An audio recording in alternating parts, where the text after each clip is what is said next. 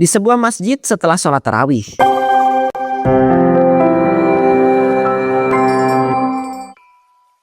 Bu Siti, Pak Anton, so sweet banget sih. Berangkat terawih berdua, pulangnya juga berdua. Iya nih Bu Sasa, kami kan suami istri. Iya sih. Tapi ngomong-ngomong, bukannya kemarin Bu Siti habis berantem ya sama Pak Anton? Gara-gara ada kabar kalau Pak Anton itu selingkuh. Astagfirullahaladzim Bu Salsa, itu tuh kabar hoax. Saya tuh nggak pernah ya namanya selingkuh. Kemarin tuh cuma ada sedikit kesalahpahaman doang. Betul tuh Bu Salsa. Jadi saya mohon lah, jangan nyebar-nyebarin berita kayak begitu lagi. Lah kocak, bukan saya kali yang nyebarin berita kayak begitu. Saya mah cuma denger-denger doang. Tapi kalau menurut saya sih kayaknya Pak Anton ini emang selingkuh deh. Kelihatan aja gitu dari gerak-geriknya. Cuma belum ketahuan aja dan belum ada buktinya. Apalagi kan Bu Siti sekarang itu udah gak secantik dulu. Udah mulai keriputan dan juga gak bisa jaga penampilan. Heh Bu Salsa, dijaga ya omongannya. Jangan ngasal gitu deh. Iya nih, Bu Salsa ini nggak ada hak loh ngomong kayak gitu. Saya tuh perjelas ya Bu, saya tuh nggak selingkuh dan nggak akan pernah selingkuh. Dan di mata saya istri saya tuh selalu cantik. Halah, itu mah paling ngomong di depan doang. Gak tahu kan kalau di belakang lihat cewek cantik dan juga selingkuh. Dan Bu Siti, kalau saran saya sih, mending ya Bu Siti itu perawatan atau pakai skincare gitu. Dan juga mulai memperhatikan penampilan. Karena sebagai wanita lain yang ngelihat Bu Siti tuh, saya aja risih dan gak suka. Akibat penampilan Bu Siti yang makin hari tuh makin buruk. Ini orang bener-bener kurang ajar. Bu, mulutnya dijaga ya. Duh Pak, istighfar, jangan terbawa emosi kayak gitu. Sudah, biarin aja. Bapak nggak terima Bu, Ibu dibilangin kayak begitu. Ibu juga ndak terima Pak. Tapi kalau dihadapinnya pakai emosi ndak baik. Takutnya malah terjadi sesuatu yang ndak diinginkan. Sudah yuk, mending kita pulang.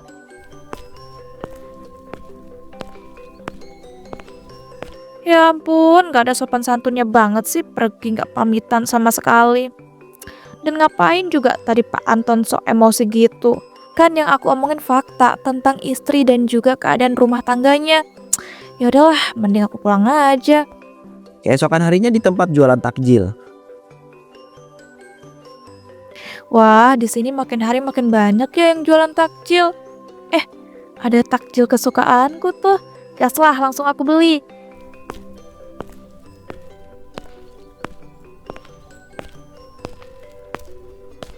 Permisi. Ternyata yang jualan takjilnya Bu Rati toh. Bu Salsa. Iya Bu, bener banget. Sejak kapan Bu Rati jualan takjil kayak begini? Kayaknya dulu-dulu gak pernah deh. Dari beberapa minggu yang lalu Bu, masih nyoba-nyoba. Hitung-hitung buat nambah-nambah pemasukan, kan lumayan. Oh alah, jadi gitu. Emangnya gaji suami ibu gak cukup ya untuk kebutuhan keluarga ibu? Sampai jualan takjil. Cukup kok Bu, tapi kan gak ada salahnya kalau saya jualan takjil. Uangnya buat tambah-tambah sekaligus bisa ditabung. Oh iya, ini Bu Salsa mau beli takjil jualan saya kan? Ya iya dong, saya beli 2 bungkus ya, tapi dengan harga 5.000. Duh, maaf banget Bu, ini per bungkusnya 10.000. Kalau 2 bungkus ya harganya 20.000. Idih, mahal banget sih. Ibu ini mau langsung naik haji apa ya dengan jualan takjil? Bisa-bisanya loh matok harga semahal itu. Bu, harga pasarannya emang segitu. Dan ini loh takjilnya juga saya buat pakai bahan-bahan yang berkualitas. Halah, orang dilihat sama aja kok. Kalau mahal mah mahal aja, nggak usah kebanyakan alasan. Udah ya, pokoknya saya nggak mau tahu, bungkusin 2 dan saya bayarnya cuma 5.000. Sekali lagi maaf ya Bu, nggak bisa. Kalau dengan harga segitu saya bisa rugi. Oh, jadi ini nggak bisa nih. Ya udah kalau gitu, saya nggak jadi beli. Ya udah Bu, kalau nggak jadi beli. Najis banget sih Bu Rati ini. Seharusnya kalau aku nggak jadi beli ya dibujuk-bujuk lah dan dikasih harga 5.000. Sumpah ya nyebelin banget. Awas aja, aku bakal kasih pelajaran. Udah lah kalau gitu, mending aku beli takjil di tempat yang lain. Abis itu langsung pulang. Soalnya udah nggak mood.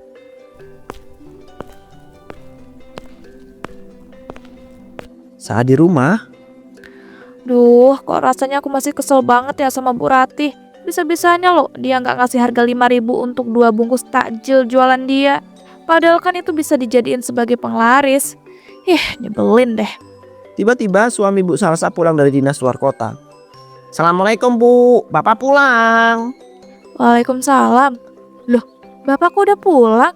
Bukannya katanya pulangnya dari dinas luar kota itu 2 hari lagi?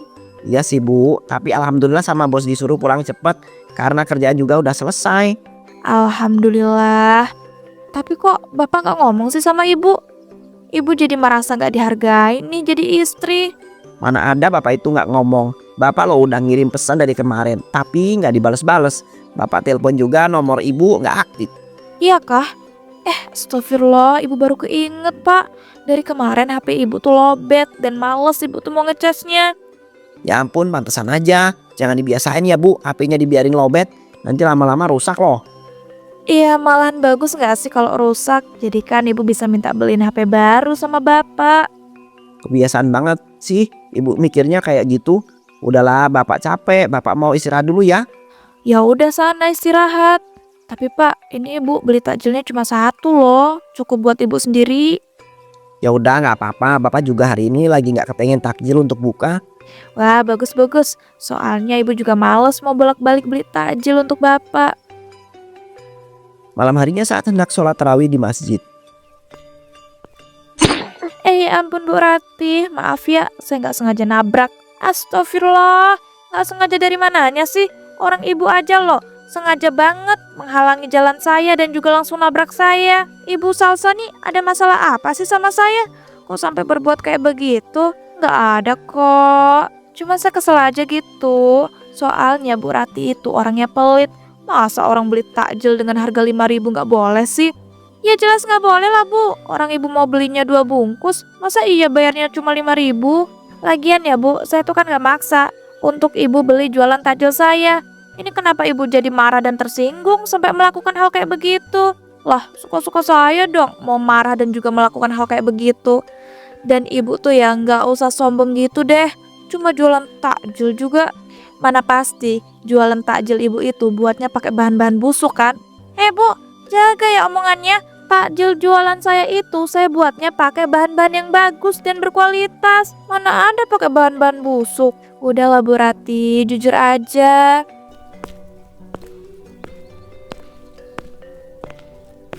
Bu Rati dan Bu Salsa lagi pada ngobrol apa sih? Kok kayaknya mau ribut gitu? Pak Anton, ini loh saya tuh cuma mau ngebuat Bu Ratih tuh sadar supaya dia itu nggak menggunakan bahan-bahan busuk lagi untuk ngebuat jualan takjilnya. Astagfirullahaladzim, jadi selama ini Bu Rati tuh jualan takjilnya buatnya pakai bahan-bahan yang udah busuk. Enggak Pak, Bu Salsa itu ngefitnah saya. Jualan takjil saya selama ini loh, saya buatnya pakai bahan-bahan yang berkualitas dan juga bagus. Aduh, masih aja gak ngaku. Bisa-bisanya malah ngebilangin saya fitnah. Tapi emangnya Bu Salsa itu ada bukti kalau Bu Rati itu benar-benar menggunakan bahan-bahan busuk untuk buat takjil jualan dia? Ngapain perlu bukti Pak? Orang saya sendiri loh yang ngelihat secara langsung. Kalau Bu Rati itu pakai bahan-bahan busuk untuk ngebuat takjil jualan dia. Tapi kan bisa aja ibu bohong. Enak aja, saya tuh gak pernah bohong ya. Dan Pak Anton ngapain sih? Pakai acara ikut-ikutan segala. Udah sana-sana, tuh, lihat tuh, dipanggil sama istrinya tuh. Iya. Ya udah kalau gitu saya permisi dulu ya.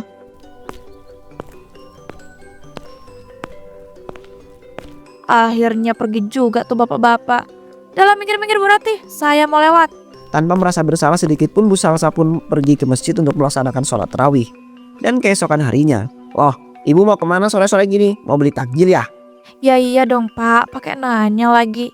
Kan bapak itu cuma memastikan kalau gitu bapak itu mau ikut ya Bu. Soalnya bapak itu juga pengen milih-milih takjil. Boleh aja sih, tapi kok tumben banget. Biasanya bapak paling males milih-milih takjil. Gak tahu nih, hari ini rasanya kepengen banget milih-milih takjil. Oh alah, ya udah. Malahan ibu juga seneng sih kalau bapak ikut. Soalnya nanti bapak yang bakal bayarin semuanya dan gak perlu pakai uang bulanan ibu. Ya ampun Bu, masalah beli takjil aja kok sampai segitunya sih? Iya kan soalnya harga takjil sekarang itu Pak mahal dan sedikit isinya. Jangankan takjil Bu, semua bahan makanan juga pada naik. Namanya juga bulan puasa. Nah makanya itu Pak, ibu mau menghemat uang bulanan ibu. Tapi kan jangan sampai segitunya juga Bu. Nanti kalau habis pasti kasih lagi. Bener ya, kalau gitu nanti uang bulanan ibu pengen cepet-cepet ibu habisin deh, biar dikasih lagi sama bapak. Hahaha. Nggak gitu juga kali Bu konsepnya. Udah jangan malah lanjut ngobrol mulu. Nggak jalan-jalan ini kita kalau ngobrol terus. Iya juga ya. Ya udah yuk, langsung aja gas kita beli takjil. Tapi bentar-bentar Pak. Ibu mau ngambil sesuatu. Mau ngambil apa emangnya Bu? Ada deh, Bapak nggak perlu tahu. Tak lama setelah itu, Bu Salsa dan Pak Anton pun pergi ke tempat penjualan takjil. Ibu milih-milih takjil di sebelah sana ya. Ya udah kalau gitu bareng aja Bu. Gak usah, Bapak milih dan lihat takjilnya tuh di sini dulu. Soalnya kan di sini banyak takjil kesukaan Bapak. Oke deh, tapi emangnya nggak apa-apa Ibu milih-milih takjil sendirian? Ya nggak apa-apa lah Pak. Selama ini juga Ibu milih dan beli takjilnya tuh ya sendirian. Ya udah ya kalau gitu, Ibu mau milih-milih dan lihat-lihat takjil yang ada di sebelah sana dulu.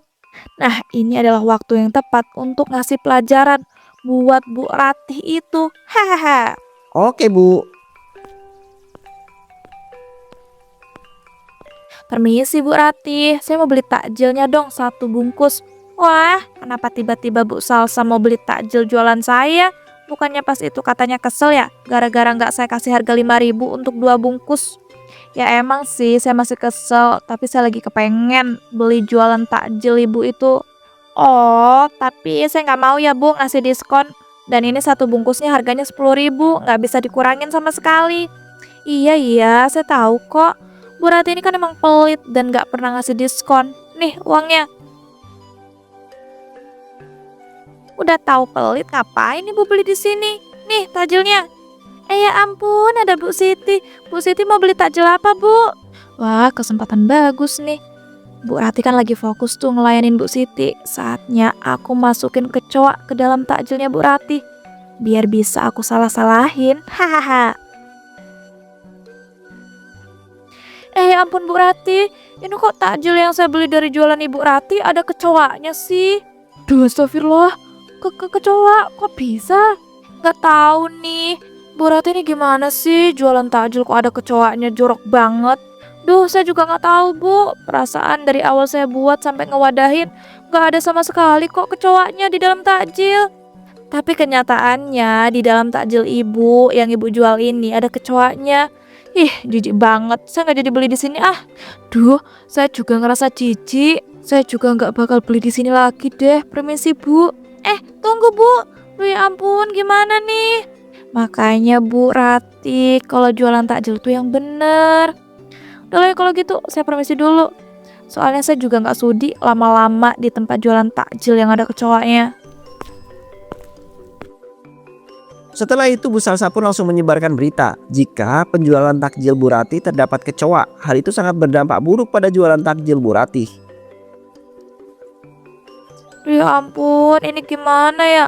Sejak kejadian kecoa kemarin-kemarin itu, udah gak ada yang mau beli takjil jualanku lagi. Manalah Bu Salsa tuh sengaja banget nyebarin hal itu ke orang-orang. Kalau gini, lama-lama bisa bangkrut dan aku gak bisa jualan takjil lagi. Tapi aku heran deh, kok bisa-bisanya ya ada kecoa di takjil jualanku. Tapi jujur, aku curiga sama Bu Salsa. Apa dia sengaja ya masukin kecoa ke dalam takjil jualanku? Duh, astagfirullah. Aku gak boleh nuduh orang kayak begitu. Tapi kemungkinannya cuma itu. Soalnya aku tuh udah benar-benar bersih loh dalam membuat takjil. Dari situ penjualan takjil Bu Rati pun semakin sepi dan pada akhirnya bangkrut. Di rumah Bu Salsa, Hahaha, seneng banget deh. Akhirnya Bu Rati itu gak jualan takjil lagi.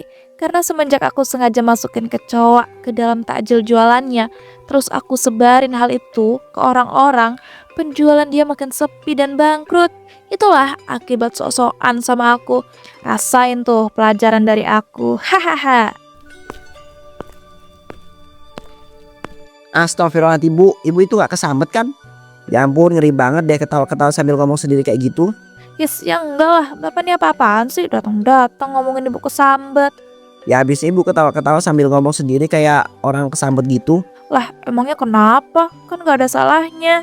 Tapi aneh lah Bu, jangan dibiasain nanti ibu itu dikira kesambet dan juga dikira gila loh. Duh ya ampun, iya. Ngomong-ngomong ibu udah dengar belum soal kabar kalau Bu Rati itu bangkrut dan udah nggak jualan takjil lagi?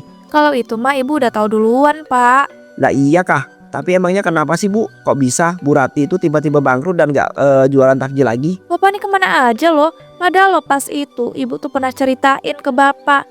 Pasti nggak bapak dengerin kan? Emang iya? Perasaan ibu itu gak pernah cerita soal Bu Rati deh. Pernah ya ampun pak, ketika bapak lagi ngurusin kerjaan di rumah itu loh. Ibu kan sambil cerita. Pantesan aja bapak itu gak pernah ngedengerin orang bapak lagi ngerjain kerjaan. Ibu ini gimana sih? Ya nggak ada salahnya dong pak, kerja sambil ngedengerin cerita istri. Bapak aja sengaja nggak mau ngedengerin cerita ibu. Bu, bapak itu tipe orang yang cuman bisa fokus satu hal. Jadi ya gak bisa kalau kerja sambil dengerin cerita. Alah, alasan aja bapak nih. Udahlah, ibu mau beli takjil dulu. Bapak mau ikut nggak? Enggak ah, bapak hari ini ada kerjaan yang belum selesai. Tapi bentar dong, ibu ceritain dulu tentang Bu Rati itu. Bapak itu penasaran soalnya. Gak mau ah, ibu juga udah terlanjur bete sama bapak. Udah ya, ibu berangkat beli takjil dulu. Assalamualaikum. Waalaikumsalam. Saat di jalan, Wah, ada Bu Rati nih. Gimana bu kabarnya?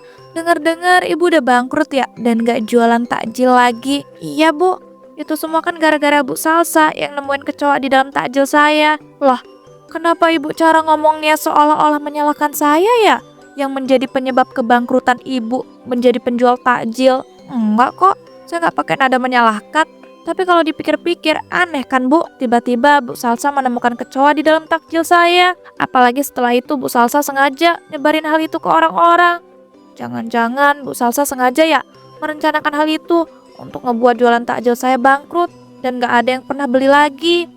Tutup ya mulut Bu Rati, jangan berani-beraninya ngomong kayak begitu. Asal banget sih nuduh-nuduh. Ngapain bu, saya susah-susah merencanakan masukin kecoa terus nyebarin berita tentang itu. Kurang kerjaan banget sih. Ya nggak usah nampar juga kali Bu Salsa, sakit tahu. Ya kalau nggak mau ditampar, dijaga dong omongannya, jangan asal nuduh. Saya tuh nggak asal nuduh bu, tapi kemungkinannya emang kayak begitu. Karena selama saya jualan takjil, saya tuh selalu buatnya dengan cara yang sangat bersih. Ada bu, nggak ada yang nggak mungkin kali. Dan kalau udah ketahuan salah ya akuin dan perbaikin. Jangan malah terus membela diri dan nyalahin saya. Dan saya peringatin ya bu, jangan sekali-sekalinya ibu berani nuduh saya lagi. Kalau enggak, saya bakal ngasih pelajaran yang akan membuat ibu menyesal seumur hidup ibu.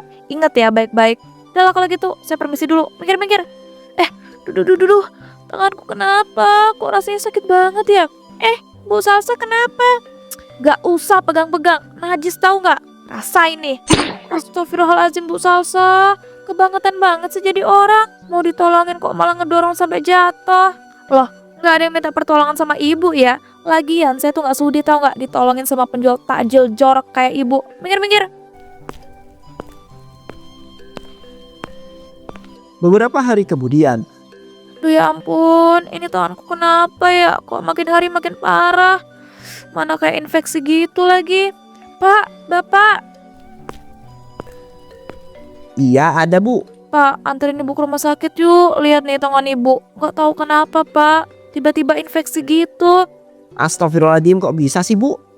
Bapak nih, ibu kan udah bilang ibu tuh gak tahu orang tiba-tiba infeksi juga. Tapi kenapa ibu itu baru bilang sekarang? Seharusnya dari awal gejala infeksi itu ibu udah ngomong ke bapak dong. Terus kita ke rumah sakit. Ya ibu pikir bakal sembuh sendiri pak. Soalnya awal gejalanya tuh cuma nyeri dan sakit doang, gak sampai infeksi kayak begini. Ya ampun Bu, kalau kayak gini tuh udah parah. Tapi kelihatannya itu kayak infeksi bakteri gitu gak sih? Ibu itu pernah pegang hewan yang banyak bakterinya kah? Ya enggak lah pak, ngapain ibu megang-megang hewan yang banyak bakterinya? Aneh banget sih bapak ini nanya kayak begitu. Ya siapa tahu gitu. Ibu itu gak sadar pegang-pegang hewan yang banyak bakterinya. Soalnya itu infeksi kelihatan banget Bu, akibat bakteri yang dibawa sama hewan. Duh ya ampun, jangan-jangan gara-gara aku megang kecoa yang pas itu aku masukin lagi ke dalam takjil jualannya Bu Rati. Duh pak, makin sakit. Lihat nih, mana keluar darah dan juga nanah lagi. Udahlah yuk, jangan malah ngobrol terus. Langsung anterin ibu ke rumah sakit supaya bisa langsung ngobatin tangan ibu yang infeksi ini. Ya Bu. Dari situ Bu Salsa pun mencoba berbagai macam pengobatan, namun infeksi di tangannya tidak pernah sembuh dan menyebabkan hidupnya menderita.